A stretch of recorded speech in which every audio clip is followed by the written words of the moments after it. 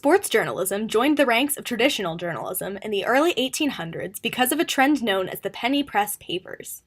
Newspapers lowered their prices to appeal to a middle-class demographic who normally couldn't afford subscriptions, and looked to include content that would appeal to the masses. Coverage of sports games fit the bill and the headlines, and began to be published more frequently in papers like the New York Herald Tribune, which was one of the first newspapers to publish coverage of sporting events. The first man who was widely considered a sports journalist was Henry Chadwick, a reporter for the Clipper in the 1850s and 60s. Decades later, in 1895, the New York Journal became the first newspaper to routinely publish a sports section in their paper. Robert McChesney wrote that sports coverage became important to newspapers during this time, in large part because sports was ideologically safe. It didn't offend people, boosted civic pride, and contributed to the perceived well-being of a community. However, these characteristics meant that journalists who covered sports were considered to be below the ranks of their hard news counterparts. Back in the 80s or whatever, the Boston Globe called sports the toy department. The idea being that, it's not typically life and death. It's a game. Somebody wins, somebody loses. This idea that you see throughout kind of coverage of sports media, that we're the toy department, right? That we're covering games, that we're not doing the serious stuff of covering elections or covering governments. That has always bothered me. That minimizes, I think, a lot of the hard work and good work that sports journalism does do. Now, you look at it traditionally and historically, and sports journalism hasn't been held to the same ethical standard that a lot of journalists do. In the turn into the 20th century, in that early kind of time frame, it was very much a promotional tool for sports and sports leagues and just the idea of sport in general. It was very much root for the home team. And it was starting in the 60s. A lot of journalists were coming up in New York City at the time, and they took a more serious journalistic approach to sports journalism that you see here.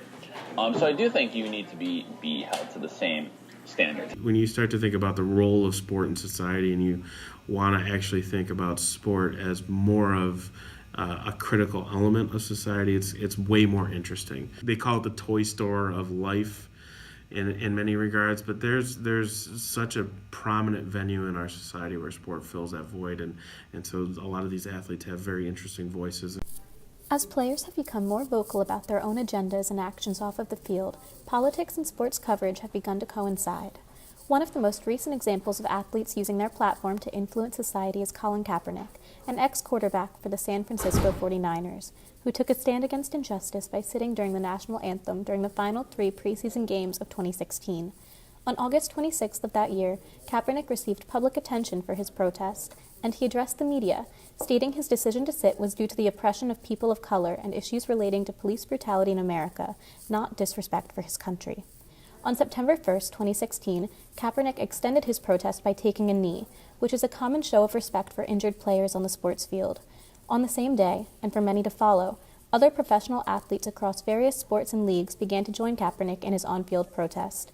On September 12th, Kaepernick was joined by his teammates, and eventually his opponents, in raising the widely known Black Power fist while the anthem played. I think you cover them. I don't think you don't need to say you agree or you disagree or any of those things. But if, a player is going to wear a shirt after an interview, you shouldn't try and blur out the shirt because it doesn't fit your message. Or you shouldn't not talk about Colin Kaepernick kneeling because it doesn't fit your message. You should find out why he's kneeling, because that is a story. It's so ingrained in us that a person stands for the anthem, that when somebody doesn't, and somebody on a football field doesn't, it becomes a story. And he had actually been doing it. He had just been sitting in the background and nobody had realized it. And then one day a photographer was like, that's a weird thing that's going on. I've never seen that before. You just cover the story and what they're going for. And if it becomes bigger, like Colin Kaepernick's became a movement. Colin Kaepernick's became massive. And that's in part because of the coverage, but that's also because of the continuing conversation that occurred with it. And I think that's also part of the role of journalists. If you're going to cover it and start a conversation, then you keep up with the conversation until it's no longer newsworthy. And it just stayed newsworthy for a long time. And it's in part because of the NFL's actions. One reason for the increased protests during the anthem recently may be that players have only been present for the anthem for a decade. The national anthem has been played before all broadcasted sports games since 1942, but football players previously remained in their locker rooms until after it was concluded. In 2009, they were welcomed onto the field to salute the flag as the song played over the speakers. Now, the NFL has prevented further protests by relegating the teams to the locker room again. However, athletes have other platforms available to spread their message. There always is, as a journalist, there's always this balancing act that you have of what's the story I'm telling, how does this, how does something that happens off the court or how does it fit into the puzzle piece that is this whole person that also includes, on the court greatness and things they do. I think media as a whole does have an obligation to cover advocacy in sports and how people are using their platforms. I think it's a really important role, and it's not a new thing. It just ebbs and flows. I think athletes have gotten smarter because they can control the narrative. We have to talk to them after a game. They can wear whatever shirt they want. We can't make them take it off just because we don't want people to think we're promoting a message. Athletes have more avenues than ever to put their opinions and their content out on their own. Although football teams now have to remain in the locker room during the anthem, Take a Knee became a nationwide movement as a form of protest against social injustice and has continued to be a discussion in the media. Politics and sports met in the football arena, leaving us with several questions. As journalists, how do we navigate the coverage we decide to give to subjects like these? What is the line in covering a player's actions on the field and off the field? If it's happening on your beat, you have to cover it. And so if there is, discussion going on about politics or issues in the world, and it seems like politics kind of, infects everything now, it's your job as a beat reporter on sports to cover how the sports world is grappling with it. I don't think you can't ignore something that happens within your world just because it doesn't necessarily fall into a traditional, neat folder. The idea of sticking to sports and when you just want to hear about it, I find a lot of fault with that logic, and I always have. And my standard line on the whole, why don't you just stick to sports? Every year, Major League Baseball, on April 15th, all the players wear number 42.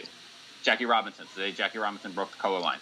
You cannot celebrate Jackie Robinson breaking the color line and then tell everyone to stick to sports. That's an intellectually dishonest argument. I know this is something that, shows I've worked on have struggled with personally. And I think the line is newsworthiness. At a certain point, you have the conversation about Colin Kaepernick, you do the story and you say what's being said, and then you can continue on. It doesn't need to be the main topic of every single show if nothing has changed. Newsworthiness becomes a gray area and more than just kneeling. The NFL and other major sports leagues has a long history of players being accused of domestic violence. Some, like Austin Watson from the Nashville Predators hockey team, are suspended from play, leaving sports journalists and announcers with the ethical dilemma of how to cover their return to play. We've contacted Pete Weber, the announcer for the Nashville Predators, who could only release the official statement from the NHL that read, "The Nashville Predators to continue to support Austin, Jennifer, and their baby as they take the necessary steps to move forward as a family.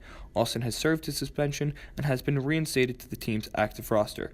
Out of respect for his family's health and well-being, we will have no further comment on this matter." But while leagues can afford to stop commenting, journalists still have to determine when their own coverage should end. I think all journalists right now are facing those questions of how we do things as far as fairness, objectivity, and transparency, because I think some of those things are really hard to do. I think they can be particularly challenging in sports. I think transparency is vitally important to all journalism, especially given the digital age that we're in, the influence and impact that social media has had. Transparency is a must. Objectivity, that's a loaded term in journalism these days, in sports and in news. By not having an opinion and trying to be totally neutral, are you in fact doing more damage?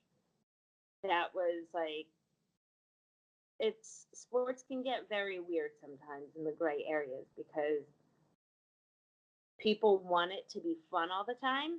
People want it to be simple all the time. And it's not, because they're still people. But you can vilify and you can have opinions about somebody who works in politics, let's say, because that's their job. Like, they should, like, you can recognize that they're going to have those opinions. It's harder to rectify those things with your sports heroes because they're supposed to be simple and one dimensional, and they're just not. Because everyone has a personal life. I mean, there's journalists, reporters, news anchors. Everyone has a personal life. No one's life is perfect. You never know what someone's going through. And I think there should be a respect barrier when, you know, the athlete is just like everyone else in the world. He or she has a phenomenal talent that they get paid to do it, but I think there's definitely some times where a journalist or a reporter can go over the line with athletes on asking certain questions, but there also is a job that they have to do. But I think if there's a little bit more respect for an athlete's personal life, I think that it would be better for both sides. As a sports journalist, you're not writing for the people you're covering. You're not writing to be his PR agent. Your loyalty is to your audience, but also, you know, and this sounds very lofty and journalism professor of me to say, but your loyalty is to the truth. You have to write what the truth is, and that's not always going to make players look good. People are messy. People's lives are complicated. And I think that it's a disservice to our readers and our audience if we don't acknowledge that. Sports journalism used to mean journalists would attend games, take notes, and interview the coach or manager. But the implementation of technology has changed the game of sports journalism, first by radio, then by television. Sports journalism is now relying upon stats, analysis and background, and interviewing players and coaches to get their views on the game. You know, these issues don't disappear just because players get to play basketball for 2 hours. So I think that, you know, when you just want to hear about the sports, well, I would argue there are plenty of places to just, let's take Ray Lewis, or, you know, there's plenty of, you can watch a YouTube video of Ray Lewis highlights all day. You can read Baltimore Ravens stuff that they put out that promote it. That's not our job. Our job is to be fair and truthful, and that's messy and that's complicated at times. I think you have to, you know, mention it, and you can't completely ignore it. I don't mean necessarily you need to, you know, to harp on it, you know, constantly and mention it every quarter or something like that. But I think if it's TV in the course of a broadcast, I think you should, you know, mention it and make sure that, you know, hey, Michael Vick served 20 months for his role in a dogfighting ring, you know, et cetera. And context is the name of the game. I mean, if it's integral to the story, it needs to be talked about. One of the problems in that regard is you know, standardizing the treatment of athletes. So, you know, if you get a person like Ray Rice, after he, you know, is very clearly guilty of committing domestic violence, where we saw a video of him in an elevator abusing his girlfriend / fiance. You know, after that point, he was Ray Rice guilty of domestic abuse. And I don't know that that's necessarily the route to go. But I do think that there should be context given to any story that involves that. You know, the gray area is the accusation versus the acquittal or the guilty verdict. A lot of sport institutions are putting these guys out there as the face. You know, anytime you watch Ezekiel Elliott, it's Ezekiel Elliott and the Dallas Cowboys take on insert team. Well, Ezekiel Elliott was accused of domestic violence. Is that part of his greater narrative? Yeah, it should be. The accusation was strong enough to have it be heard. Do we need to say every time Ezekiel Elliott runs the ball, you know, alleged domestic abuser Ezekiel Elliott runs for 3 yards? No. But in the context of what he does in society and that coverage, you absolutely need to include that. Is it germane to the story you're writing? As a sports journalist, if I'm writing about a game, I'm writing about what I see and the game itself. And the day-to-day, no, I don't think that necessarily has to be mentioned. If I'm writing a story about Patrick Kane as a player, as a person, yeah, I have to mention that. I have to write about that. If not, that's dereliction of duty. That's not doing my job. In the same way that if you're going to write about Ray Rice, you're going to write about the domestic violence stuff. If you're going to write about Colin Kaepernick, you're going to write about the protest stuff. As it pertains to the general code of ethics, we believe that sports journalists, like all journalists, must identify their own values in order to be able to justify the coverage of games and athletes. Our team decided that we would value our audience, our employer, and our relationship to the team if we were active members of sports media. We are reporting on this content for the benefit of our audience, and without our audience, we are reporting without intent. We value our employer and believe that we must think ethically to protect the reputation of our agency. And lastly, we value the team we are reporting on and our relationship to that team, because ethical reporting means that our sources can trust us and aids us in being able to recognize that in some cases, the source is more important than the story. Our virtues are fairly standard in terms of journalistic principles and include transparency, objectivity, and fairness. We also value the potential danger or risk of neutrality. The final virtue is establishing context because it allows us to communicate to our readers why we are reporting on a subject and paint a more accurate picture of what occurred. Our loyalties are to the teams that are playing and the accurate portrayal of what occurs during the game, and to maintaining the integrity and sanctity of sports audiences and community. Sports are a widely celebrated way to bond communities together, and many individuals heavily identify with their favorite teams and players, so we recognize how important it is to those who share a passion for the subject to report ethically in order to protect that connection and to keep the sports community updated and aware. Finally, we chose to identify with both Mill's principle of utility and Aristotle's golden mean theories. We feel that reporters should cover athletes both on and off of the field in instances of advocacy or accusations of abuse, but that this discussion should only continue while the coverage is relevant and newsworthy. Sports reporters should cover players and their contributions on the field, but should recognize that athletes are dynamic individuals with characteristics and flaws that extend beyond their athletic abilities. Therefore, sports journalists should be careful not to vilify or glorify the athletes that they cover. Journalists should seek to balance their coverage between an athlete as an individual and as a performer, therefore informing their audience about players while also providing information on the game itself. By doing so, the greatest number of people will be satisfied with and informed by the sports coverage. However, as it relates to covering players, we conclude that while covering players, we value the truth of the game, the public's right to know, and the fact that the person we are covering is a dynamic individual with other achievements and involvements, and has the life outside of the one they live on the field. Our virtues are transparency, establishing context, and objectivity, which are crucial in reporting on a player who is under the public lens. Our loyalties are to our customers, to the athlete, and to the team, in order to accurately reflect the individual and create a minimal amount of harm for the reputation of the team and the player in order to protect the consumer. The ethical theories we identify with in this case are Judeo-Christian and Rand's rational theory of self-interest. We will report on the facts as they are presented, but we will be sympathetic in our reporting to ensure that we do not overstep our boundaries as an objective reporter. In a perfect world, we would choose to examine situations using Kant's categorical imperative to ensure that sports journalists cover issues relating to players and their personal stances using one universal method, doing so only while there is a newsworthy, contextualized, and relevant reason to do so.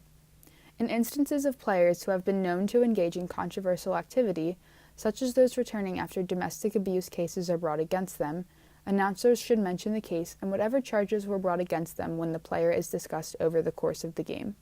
However, after there cease to be new developments in the case, announcers and sports journalists can begin to discuss only the player's on-field actions. While this is the ideal ethical solution, we recognize that there is no universal limit to when players should stop being known by the adjudication of their cases, especially if no official charges were made against them. It is imperative that sports journalists should always be objective, transparent, and fair. But instances where neutrality can be more harmful than not, sports journalists should use their discretion in their decisions.